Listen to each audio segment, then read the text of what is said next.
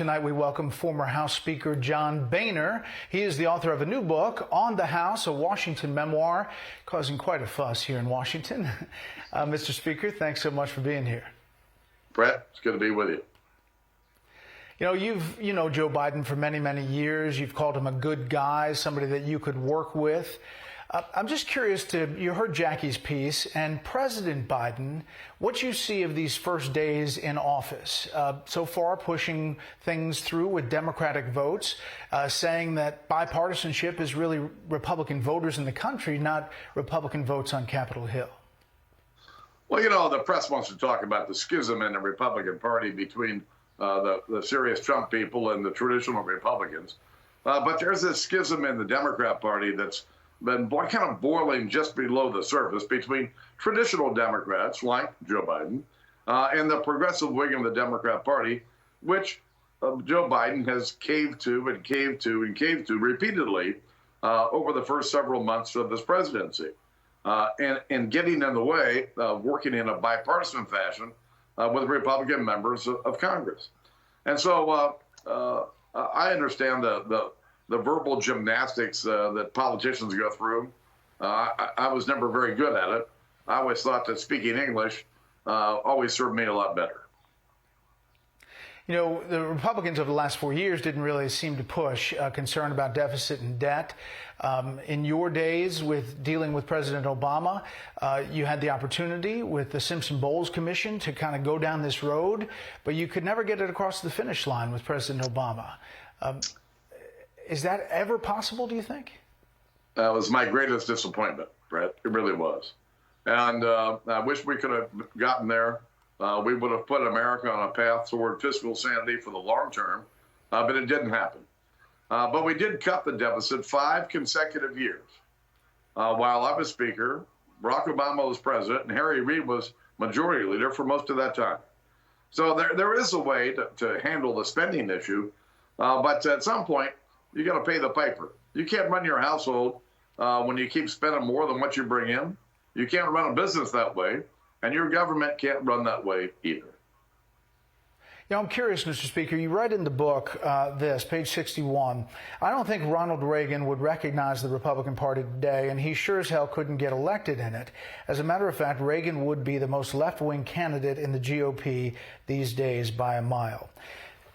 How do you describe a Trump voter? Clearly, in 2016, he expanded the base for Republicans, white working-class men and women. So how, saying that, how do you explain the Trump phenomena over 2016 and 2020? Trump, somebody you voted for in 2020. Listen, Ronald Reagan raised taxes. Ronald Reagan was actually pro-abortion. If you look through Reagan's record, he was the most pragmatic Republican that we've ever elected. But he was a great communicator. And frankly, he's the reason I became a Republican. I'm far more conservative than he is, or than he was. But what Donald Trump did was to take a lot of disaffected voters, some Republicans, some independents, and frankly, a lot of Democrats, disaffected by the 8 years of Barack Obama, the poor economic recovery we saw after 2008. And he appealed to them and brought them into the party and, frankly, kept them, even most of them, in 2020. But you're pretty critical of him in this book. I mean, you're unvarnished in your criticism of him. Listen, Donald Trump and I have been friends. If Donald Trump is the nominee in 2024, would you support him, Mr. Speaker? Listen, I don't do hypotheticals. That doesn't do anybody any good. But Donald Trump and I have been friends for a long time. I supported him in 2016, and I voted again for him in 2020. But that doesn't mean that I wasn't critical about all the tweeting that went on. And certainly, I was very unhappy and sad about what happened after the election. No one's going to ask you this question except here. At one point, you were convinced that the Obama administration badly misled the American people on Benghazi. In fact, you set up Trey Gowdy to run that commission, lead that special investigation. What happened? Who was responsible? Did you learn anything from the investigation? Do you regret going down that road? No, I don't at all, Brett, because I still have doubts about what happened in Benghazi. I think Trey Gowdy and his committee did as good a job as they could do, given the information they were allowed to receive. But I tell you what, there are questions about this that bother me because I am not at all sure that everything that could have been done was done to save the lives of those Americans who died in Libya.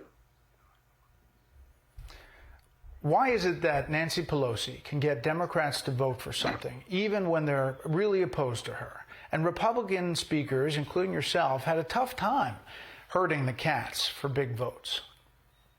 Over the years I've watched this, Democrats tend to act more as a herd than do Republicans. Republicans, frankly, by their very nature, are more independent.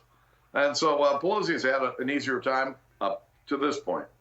I think in the coming weeks and months, this infrastructure bill is going to be around for a long time because it's the real divisions in the Democrat Party are about to show their colors between the far left and what I'll call the traditional Democrat members in both the House and the Senate.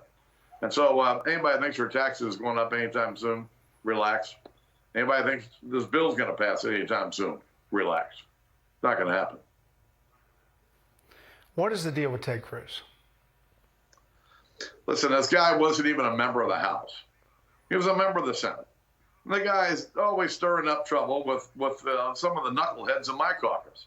You know, 210 of my Republican colleagues were great members, great to work with. But there were 20 or 30 of them. They weren't conservative. Hell, I'm a conservative Republican. They were knuckleheads.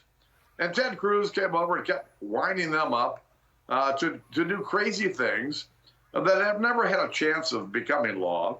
All they were going to do is cause problems. And so over the years, I've just decided, screw Ted Cruz. Well, today he tweeted out, and I know it's been going back and forth, but today he tweeted out, some smartass dropped off a copy of Boehner's new book at my office. It's even signed. I filed it in the appropriate place, showing a picture of the fireplace. So I guess this is going to go back and forth. I want to end with this. Pope Francis visited you in 2015 on Capitol Hill.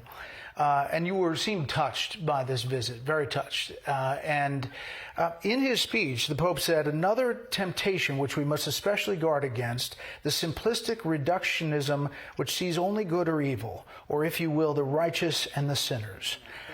I guess this book is filled with ripping on a lot of people, Mr. Speaker, including Ted Cruz. In one interview, you called him Lucifer incarnate. Is that what the Pope was talking about? Listen, I'm pretty good to most people in the book. That Ted Cruz gets the worst of it. There are a few other people I'd nudge. But listen, I've had a really interesting life, a very interesting career. I've decided, you know what, I think I'll write a book. I think people might find this interesting. It was a great exercise. I'm glad I did it. And for those who I've stepped on their toes for a little bit, it's okay. It doesn't cost anything. I tell you what, it is an interesting read, Mr. Speaker. We appreciate your time and enjoy the sunshine down there in Florida. Thanks, Brett.